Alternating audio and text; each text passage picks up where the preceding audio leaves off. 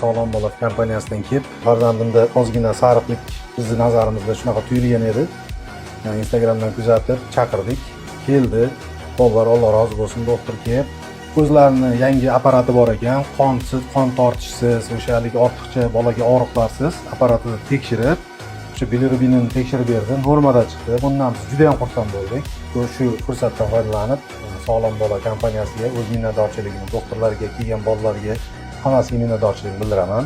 Tavsiya qilaman. O'sha farzandingizni hozir ayni o'sayotgan paytida bu juda ham katta e'tibor berish kerak bo'ladi. O'shanga vaqtida tekshirtirishga juda ham zamoniga yarasha haligi bo'libdi, kompaniya bo'libdi. Keldi, mana borib o'tirmadik, o'zlari kelib xizmat ko'rsatdi.